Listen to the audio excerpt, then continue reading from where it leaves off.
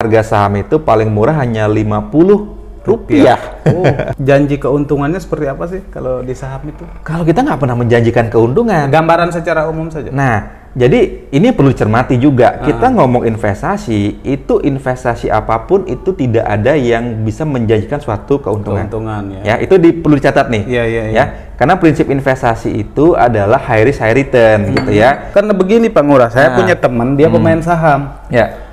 Jadi suatu ketika dia bilang, "Weh, saya dapat keuntungan nih 25 juta katanya. Dari main saham itu hanya beberapa menit itu saja saya dapat nih 26 juta. Yuk makan." Nah, kira-kira gimana ceritanya yang seperti itu? Assalamualaikum warahmatullahi wabarakatuh. Apa kabar semuanya? Mudah-mudahan semua kita dalam keadaan sehat walafiat. Amin amin ya robbal alamin. Kali ini saya ingin berdiskusi tentang alternatif investasi yang legal dan menjanjikan. Alternatifnya ya di pasar modal. Kita ketahui bahwa masyarakat sekarang itu lebih cenderung tertarik dengan investasi-investasi yang sebenarnya tidak logis tapi menjanjikan, dan anehnya masyarakat di situ tergiur, padahal jelas-jelas investasi-investasi itu sudah jelas dikatakan bodong oleh Otoritas Jasa Keuangan, oleh Satgas Waspada Investasi. Bahkan sudah banyak investasi-investasi bodong yang sudah dinyatakan tutup oleh Satgas Waspada Investasi. Nah, kita tidak mau masyarakat banyak yang tergiur di situ, terpengaruh di situ, kemudian pada akhirnya menyesal karena ikut di investasi-investasi yang sebenarnya tidak legal itu. Bersama saya di sini ada Kepala Bursa Efek Indonesia Mataram, Bapak Gusti Ngurah Putra Sandiana. Apa kabar Pak Kepala Bajang? Kabar baik. Baik ya. Kabar super ya. Mantap. Pak Kepala, apa namanya? Ini sekarang ini kan ada tren di masyarakat itu, sudah banyak yang tergiur ke investasi yang sudah jelas-jelas dinyatakan bodong oleh Satgas Waspada Investasi. Aneh masyarakat ini, mungkin karena janji yang janji keuntungan, janji margin yang cukup besar, dan masyarakat akhirnya mungkin kehilangan, dalam tanda kutip kehilangan akal sehatnya karena kondisi ekonomi mungkin seperti ini. Kita tidak bisa menyalahkan itu juga, tetapi kan kita harus memberikan kabar kepada masyarakat ada investasi yang sebenarnya mereka bisa menjadi alternatif bagi masyarakat itu. Bisa diceritakan sedikit Pak Kepala Bajang, ini investasi di Bursa Efek Indonesia itu. Oke, baik, terima kasih banyak Pak Bul ya. Mungkin sambil kita nyapa dulu ya. Selamat pagi teman-teman ya, Bapak Ibu semuanya. Terima kasih sekali nih saya diundang untuk diskusi santai sambil ngopi ya. Sambil ngopi ya, Bapak Ibu teman-teman ya. Selaku di Bursa Efek Indonesia di Nusa Tenggara Barat, memang kami identik dengan investasi ya, seperti tadi yang disampaikan sama Pak Bul, bahwa betul ya, masyarakat kita sekarang ini sudah mulai melek sebenarnya. Jadi minat untuk berinvestasi itu besar gitu.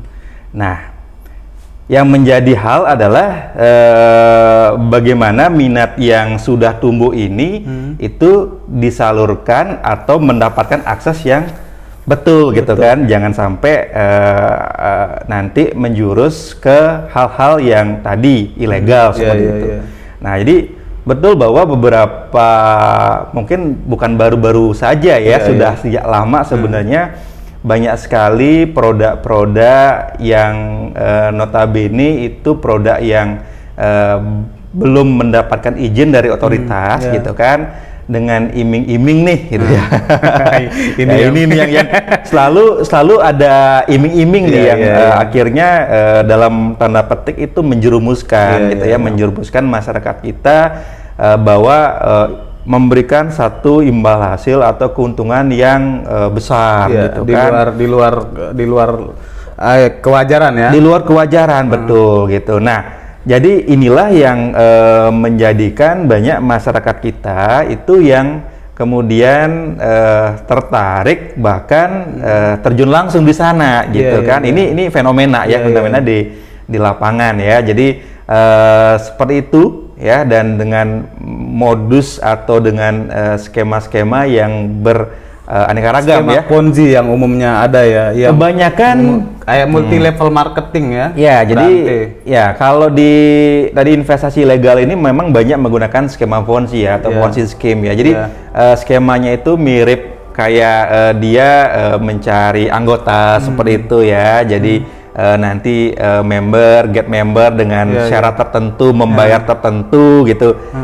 Dapat Jadi- bonus tertentu juga. Iya, jadi itu tuh biasanya seperti itu, dapat nanti ada reward ketika Iya, iya, misalnya iya. bisa mengajak orang gitu kan. iya, iya. Nah, jadi pertama tadi menjanjikan satu imbal hasil yang di luar kewajaran, kemudian dengan skema tadi yang Ponzi scheme tadi Iya, iya, seperti iya, itu.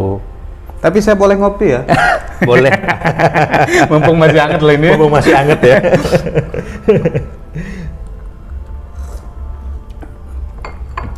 Pak Ngurah, apa namanya alternatif investasi yang disiapkan Bursa Efek itu apa saja yang ada di situ? Ya, jadi di Bursa Efek Indonesia atau kami kan di pasar modal Ya. gitu ya. Jadi secara kelembagaan ya kami adalah lembaga yang diatur, diawasi oleh Otoritas Jasa Keuangan. Iya. Ya. Jadi kalau di Bursa Efek Indonesia ini sebenarnya banyak sekali produk yang bisa dimanfaatkan oleh masyarakat. Ya, jadi beberapa antara lainnya kayak saham, ya, kemudian ada juga obligasi gitu ya, ada juga nanti produk reksadana dan produk-produk turunan lainnya. Jadi yang banyak yang paling tren, paling yang paling Kalau- tren dan mudah di Ya. masyarakat. Nah, ini kalau kita ngomong konteks di Nusa Tenggara Barat gitu ya, bahkan mungkin tidak hanya Nusa Tenggara Barat, tapi pada umumnya di Indonesia. Jadi memang paling tren dan populer itu adalah saham. Saham ya.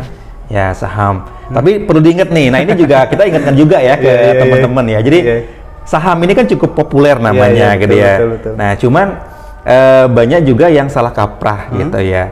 Sebenarnya kalau kita berbicara mengenai saham, ya kita berbicara mengenai kepemilikan. Ya. Ya, kepemilikan di suatu perusahaan yang berbadan hukum PT. Iya, gitu. iya. Itu konsep saham. Jadi kalau misalnya di luar itu bukan saham sebenarnya, iya. tapi karena masyarakat kita sudah kadung latah gitu Iya, iya. nyebutnya apa-apa saham gitu. Jadi Iya, jadi salah kaprah. Jadi sekaligus kita mengedukasi sebenarnya. Jadi kalau misalnya ingin berinvestasi yang benar gitu kan, bisa salah satunya produknya saham. Iya, iya, iya. Nah, dengan Sebelum sampai ke situ, Pak Oke, Ngurah, mohon oke. maaf, biar masyarakat juga tidak gampang memahami tentang produk-produk investasi di pasar modal itu. Ya.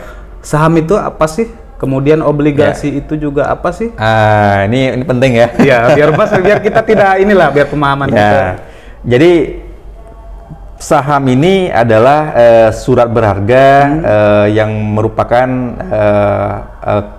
penyertaan modal pada suatu perusahaan. Ya. Logikanya gini nih ya, Ya, teman-teman ya. ya, Bapak Ibu Sederhananya ya. Pak Bul, sederhananya ya. Jadi misalnya Pak Bul gitu ya, atau teman-teman ingin membuat suatu usaha gitu kan, ingin membuat suatu usaha, katakanlah misalnya ini kan lagi ngetren nih, lagi buat kedai kopi nih, lagi ngetren gitu ya. Nah, tapi pada waktu membuat usaha kedai kopi itu membutuhkan modal kan, modal. Nah, cuman ketika kita butuh modal kan pertanyaannya, ketika modal tidak cukup dapat dari mana kan gitu Iya. kan. Nah, konsep Biasanya ke bank ya. Nah, kalau itu kan alternatif lah, Iya, gitu iya, ya.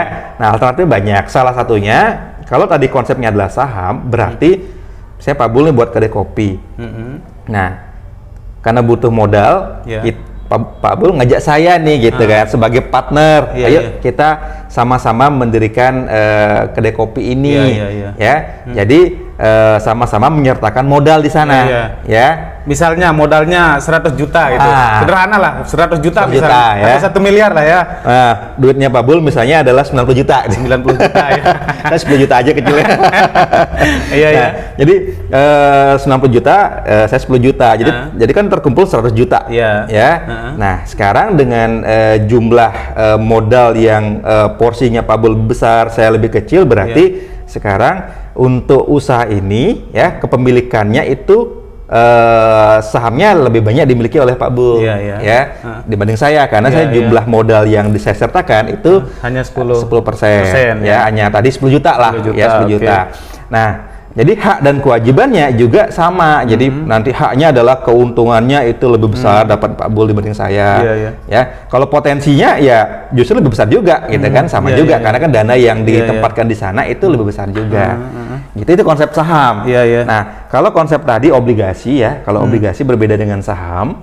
Kalau obligasi itu surat berharga ya. Ya, sama, itu surat berharga juga. Tapi dari konsep tadi ke kedai kopi tadi itu Pak Bul tidak mengajak saya sebagai pemilik juga di sana. Tapi Pak Bul minjem. Cukup Pak Ngurah pinjem duitnya 10 juta gitu ya. Nanti imbal hasil saya selaku pemberi pinjaman apa? Nanti kita kasih yang namanya adalah kupon, ya, bunga, ya. Selama periode nanti jatuh tempo nanti baru akan dikembalikan semuanya 10 juta tadi. Itu namanya adalah obligasi. Ya. Saham itu kepemilikan, kalau obligasi itu adalah hutang.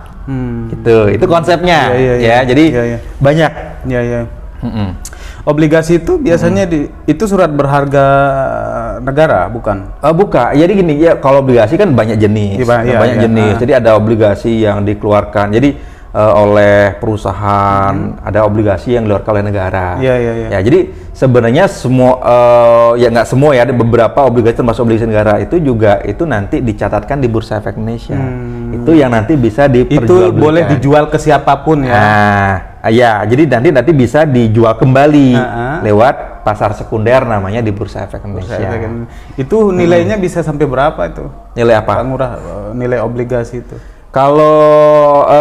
Jadi kalau obligasi tergantung ya, ada besarannya memang ya. Jadi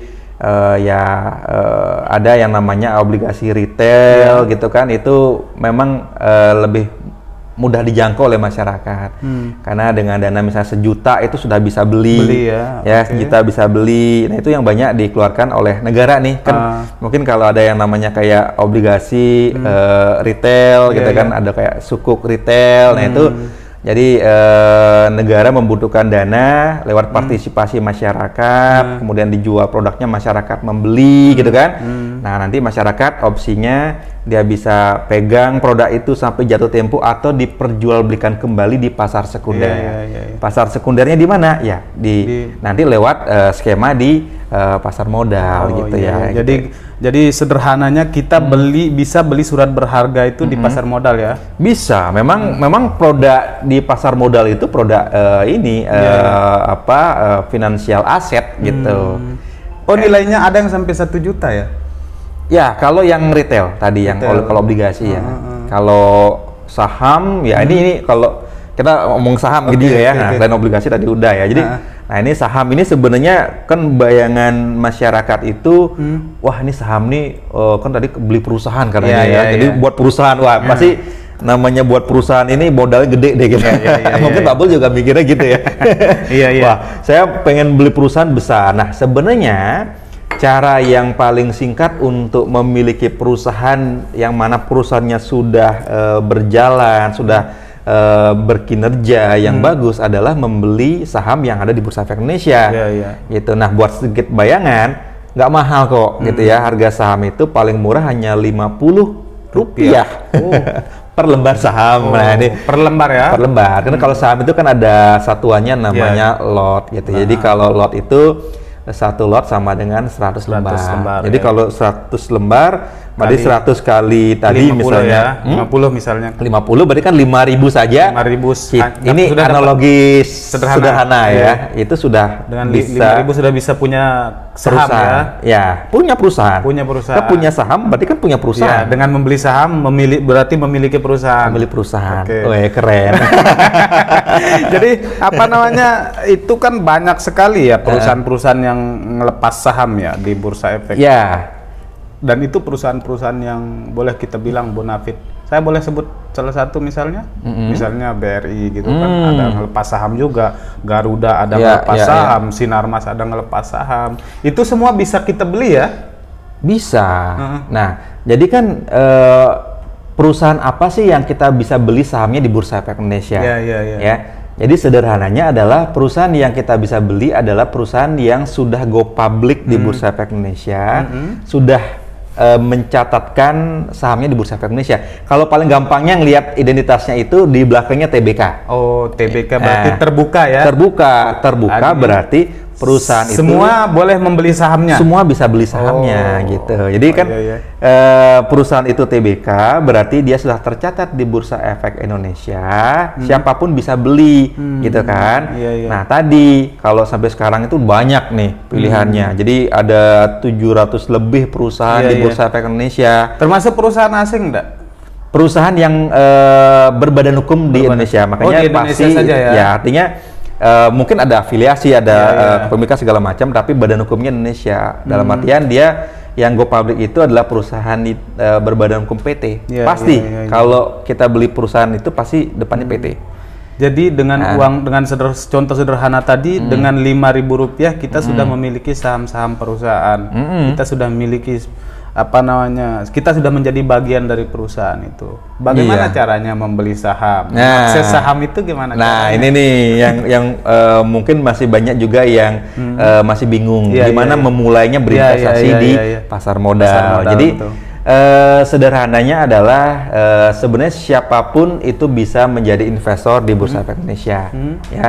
Karena syaratnya tuh nggak sulit sebenarnya gitu ya. Pertama itu kalau secara persyaratan administrasinya itu bahwa calon investor itu adalah orang yang sudah cukup umur dibuktikan dengan punya KTP. Ya, jadi yang belum punya KTP belum bisa nih Pak Bul. Pak Bul udah punya KTP belum? Oh sudah. Sudah sekian tahun yang silam. Saya pikir belum punya KTP. Nah, jadi kalau sudah punya KTP berarti sudah bisa mendaftar sebagai investor. Punya KTP, kemudian juga punya buku tabungan di bank apapun ya. Kemudian punya NPWP jika yang punya. Nggak punya juga nggak apa-apa. Itu syarat administrasinya.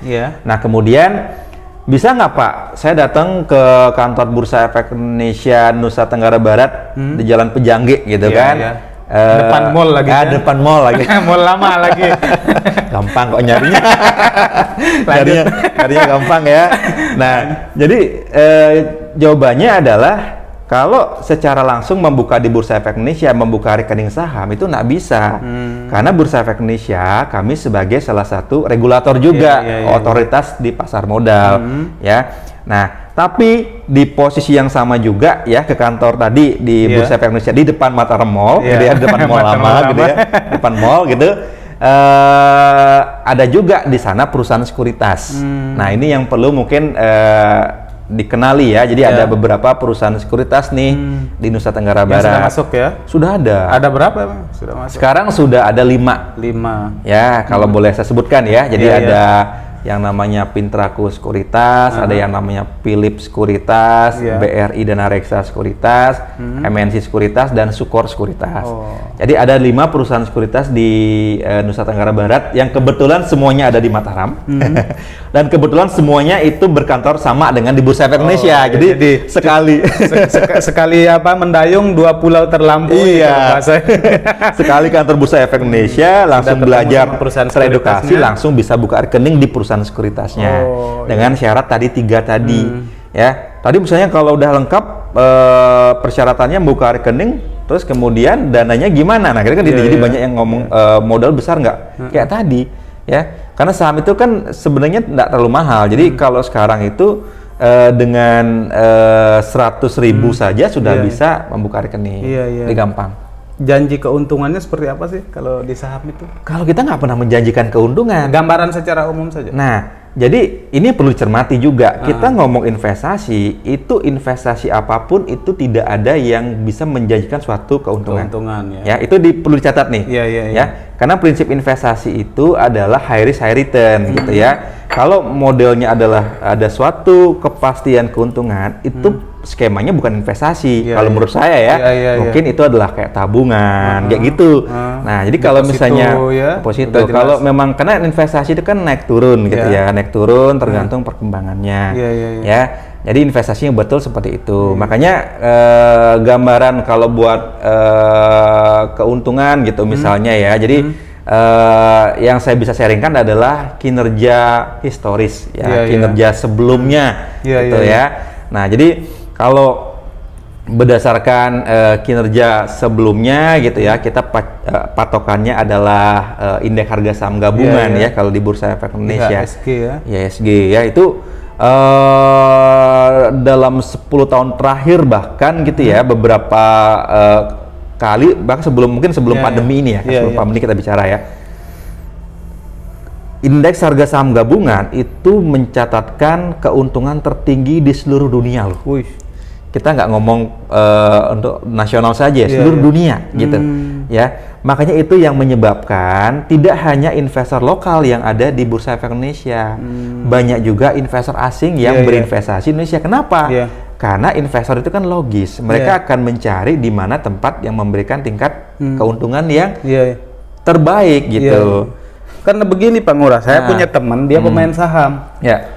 Jadi suatu ketika dia bilang, "Wih, saya dapat keuntungan nih 25 juta katanya. Dari main saham itu hanya beberapa menit itu saja saya dapat nih 26 juta. Yuk makan." Nah, kira-kira gimana ceritanya yang seperti itu?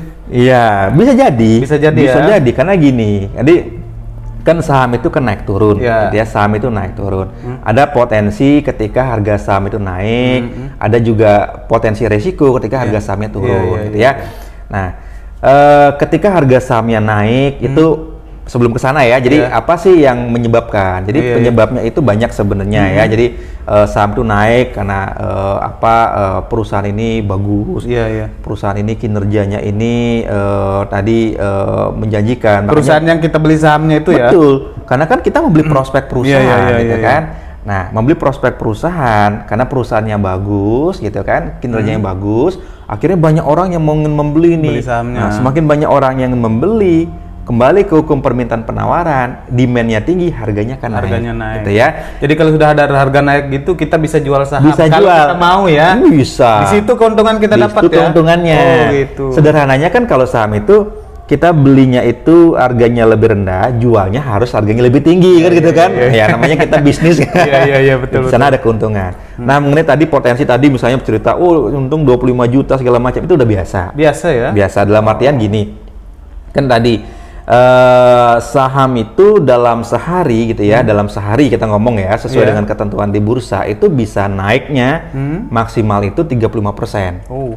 Sehari loh itu bisa naik. Nah, mungkin nggak bisa naik lebih dari itu. Jawabannya untuk sehari itu nggak bisa. Karena apa? Karena di Bursa Efek Indonesia itu ada suatu batasan yang namanya auto rejection. Jadi nggak bisa lagi sehari, besoknya lagi mungkin bisa naik lagi gitu loh. Biasanya, tapi ada batasan.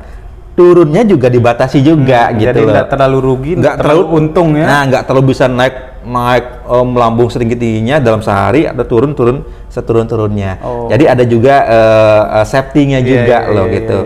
Nah, itu potensi yang mungkin bisa dicermati gitu kan. Itu yang membuat investasi saham itu aman. Ya, karena diatur batasan tertinggi untuk keuntungannya, demikian juga harga terendahnya juga tidak terlalu jeblok ya. Ya, jadi inilah enaknya di saham. Jadi karena ada regulator di sana, jadi ada yang ngawasin gitu. Jadi sama kayak misalnya di pasar-pasar biasa lah, pasar tradisional. Kalau di sana ada yang ngatur, di sini loh tempat jualannya, tempat parkir di sini, nggak boleh kayak gini segala macam, kan enak. Pasarnya akan berjalan dengan teratur, wajar, efisien kan gitu kan. Nah, itulah kenapa dengan adanya Bursa Efek Indonesia, dengan adanya OJK, itu kan kita mengawasi, mengatur sehingga pasar itu tadi berjalannya itu dengan memang dengan baik dan benar. Saya ada beberapa cerita orang yang kaya di NTB ini ternyata mereka main saham ya. Kita perlu ganti kata-katanya ya, bukan main saham ya, tapi berinvestasi saham. Sambil kita juga mengedukasi ya. Karena kita kan ini kan jadi kita berinvestasi gitu kan pakai dana gitu ya, artinya kita kayak konsep dagang juga sama. Tadi gimana? Yang kalau yang NTB itu banyak yang kaya. Banyak yang kaya. Terus itu loh, kan saya ada beberapa cerita banyak orang kaya dari saham. Gimana ceritanya? Mirip-mirip seperti itu ya. Dia mainnya lihat tren ya. Iya, jadi Ya, saya sih saya setuju gitu ya. Ada banyak yang saya dengar bahwa orang sukses dari saham itu banyak. Gitu. Iya. Nah, tapi apakah semua sukses artinya perlu juga pengalaman juga di sana gitu kan? Ya ada potensi risiko. Kita berimbang kok ngomongnya gitu. Kita nggak ngomong yang sesuatu yang manis-manis saja ya, tapi ada juga di sana ada potensi risiko. Ada ya, jadi rugi ya. Iyalah, pasti ketika harga sahamnya misalnya, turun. Ya. Jadi di situ kita pandai-pandai melihat perusahaan mana yang harga sahamnya tetap bagus ya. Betul. Makanya kalau memang tadi kita ingin beli perusahaan, kita beli prospek ya. Jadi sederhananya gini, kita mungkin akan gampang mendapatkan perusahaan yang bagus dengan kita melihat perusahaan di sekitar kita. Ya, perusahaan apa sih yang mungkin produknya itu sehari-hari kita pakai. Ya gitu ya. Pak Bul nih dari bangun tidur ya sampai tidur lagi. Ya, saya bisa identifikasi itu banyak sekali produk yang dipakai itu perusahaannya sudah go public gitu loh. Nah, kalau kita misalnya sabun, odol, sampo, ya sampai buat sarapan. Kemudian ke kantor kita naik motor. Itu sudah banyak yang sudah banyak perusahaan terbuka. Dia sudah terbuka, sudah go public. Nah, artinya gini kan kita beli prospek. Kalau perusahaannya itu produknya banyak yang dipakai oleh masyarakat, berarti kan perusahaan itu prospeknya bagus dong. Okay. Prospeknya bagus, artinya nanti kita sebagai owner, namanya kita punya perusahaan yang bagus. Jadi walaupun tanpa harus keluar nyangkul ke sawah, hanya tidur, maaf ini sederhana saja, hanya tidur saja, asal kita bisa melihat peluang dari rumah bisa ya, tidak perlu kerja terlalu ekstrim ya. Artinya ini menjadi peluang gitu jadi peluang buat masyarakat yang ingin menambah penghasilan gitu kan, dengan tadi misalnya saya sudah punya pekerjaan utama gitu ya. Bisa nggak nanti saya nyambi dalam kutip ya, nyambi jadi investor saham. Kenapa enggak? Kan tinggal buka rekening lewat handphone gitu kan. Lewat handphone jual beli ya udah. Ya, kita bisa tadi kan saya sambil rebah-rebahan gitu. Ngecek waduh, ini lagi naik nih jual. Jadi harus mantengin HP terus ya untuk kalau tren turun naiknya harga saham ya. Kalau dibilang terus sih ini ya mungkin enggak ya. Artinya ya bahwa kita harus tahu bahwa perusahaan apa yang kita beli, bagaimana pergerakannya itu kita tahu. Pergerakan hariannya ada ya. Ya kan dia gini. Jadi kan pasar saham itu kalau kita di NTB ini mulainya jam 10 pagi sampai jam 4 sore. Itu aja. Di situ kita lihat turun naiknya harga saham. Jadi di jam marketnya itu saja. Di luar jam itu pasarnya tutup gitu loh. Jadi masih jadi bisa. Tidak 24 jam ya? Bukan. Ini berbeda dengan, ini mungkin ada juga yang mengenali ada market yang 24 jam. Itu produknya beda itu, bukan produk saham. Gitu. Jadi ya Bang Ngurah, NTB ini kan karakternya dominasi oleh masyarakat muslim. Ada alternatif syariah di pasar modal?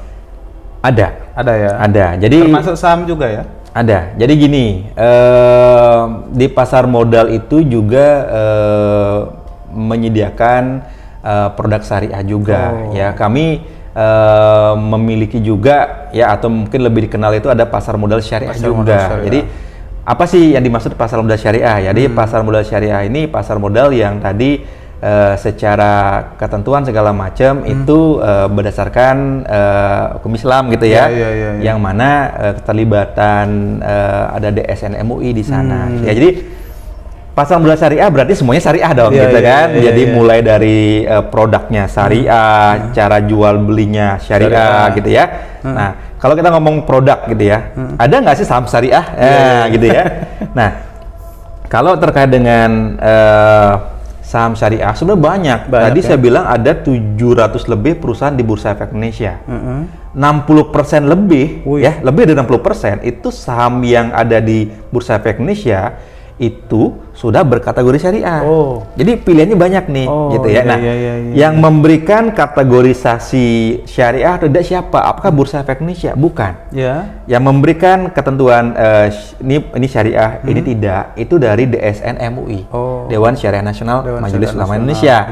Dia bersama OJK, jadi mengeluarkan daftar efek syariah, kemudian di bursa juga yang ada di Bursa Efek Indonesia dikelompokkan lah. Mungkin gambaran sederhana gini ya, jadi perusahaan apa sih yang syariah atau perusahaan apa yang tadi tidak syariah berdasarkan screening dari DSN. Jadi bisa dilihat dari bidang usaha pertama. Ya. Kalau perusahaannya itu bergerak atau memproduksi kayak misalnya minuman keras, kemudian memproduksi rokok, itu jelas bukan syariah ya.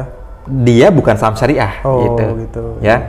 Atau misalnya perbankan, tapi konvensional, karena ada juga bank syariah juga. Bank syariah. Nah, secara bidang usaha gitu. Nah, kemudian selain bidang usaha, ada juga nanti dilihat dari laporan keuangan ya. Ini lebih teknis sebenarnya ya. Jadi ada pendapatan non halnya tidak lebih dari 10% gitu ya, debt to equity ratio-nya nggak boleh lebih dari 45%. Yang jelas alternatif syariah itu ada untuk masyarakat ya. Jadi masyarakat gimana caranya ingin jadi investor syariah kan gitu kan.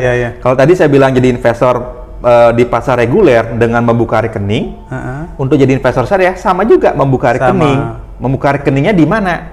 Membuka rekeningnya sama di perusahaan sekuritas. Ada yang syariah juga. Ada yang syariah juga gitu loh. Jadi di NTB juga sudah ada yang syariah. Jadi tadi dari 5 yang saya sebutkan di awal gitu, bahkan semuanya bisa fasilitasi juga untuk saham syariah. Jadi kalau ingin jadi investor syariah, minta pembukaan formulirnya itu untuk syariah. Itu otomatis nanti akunnya syariah gitu ya. Nah, sistem pun yang dikasih untuk jual beli itu syariah gitu. Jadi misalnya gini sistem ya. Pas kita mau beli saham tadi pakai akun yang konvensional atau reguler, kita bisa beli 700 semuanya kita bisa beli sistemnya.